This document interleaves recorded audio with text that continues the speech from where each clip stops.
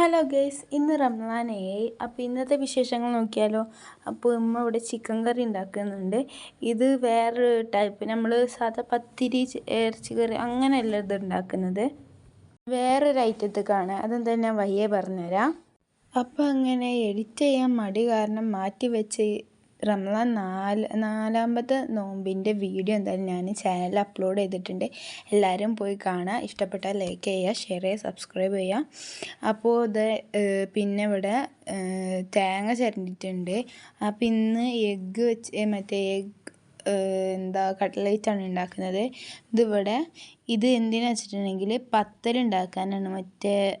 ചെറിയ ഇങ്ങനെ ഉരുളാക്കി ഇങ്ങനെ കൈ വെച്ചിട്ട് ഇങ്ങനെ അമർത്തിയിട്ട് അതിന് പത്തൽ തന്നെ പറയണത് തോന്നുന്നത്, എനിക്കറിയില്ല. പിന്നെ ഇവിടെ കട്ട്ലേറ്റിനുള്ള സാധനങ്ങളൊക്കെ താത്ത റെഡിയാക്കി വെച്ചിട്ടുണ്ട്. ഇങ്ങനെയായിട്ട് ഇത് ഉണ്ടാക്കുക. ഇതിൻ്റെ പേരിൽ എന്താണ്, കുഞ്ഞിപ്പത്തൽ എന്നാണ് ഇതിന് പറയുക. നിങ്ങളുടെ നാട്ടിൽ എന്താ പറയുകയെന്ന് കമൻറ്റ് ചെയ്യണേ. ഞാൻ ആദ്യമായിട്ടാണ് ഇത് കഴിക്കാൻ പോണത്. പിന്നെ ഇവിടെ താത്ത കട്ട്ലേറ്റ് കുറച്ച് ഉണ്ടാക്കുന്നുണ്ട്.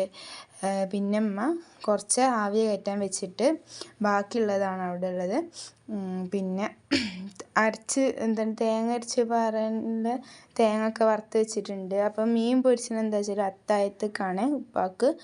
അപ്പോൾ പിന്നെ അത് മിക്സ് ചെയ്യാണ്ട് ഫുള്ള് ആകെ പുകയായിട്ടോ, അതാണ് അവിടെ ബ്ലറായത്. പിന്നെ ഇവിടെ കട്ട്ലേറ്റ് ഫ്രൈ ചെയ്യുന്നുണ്ട്. അതിൻ്റെ പതയാണ്, അപ്പം അതുകൊണ്ടൊന്നും കാണുന്നില്ല. കട്ട്ലേറ്റ് കഴിക്കാൻ നല്ല ടേസ്റ്റ് ഉണ്ടായിരുന്നു കേട്ടോ.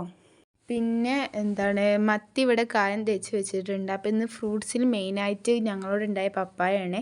അപ്പോൾ ഇന്ന് ഇത്രയൊക്കെ ഉള്ളൂ. ബൈ.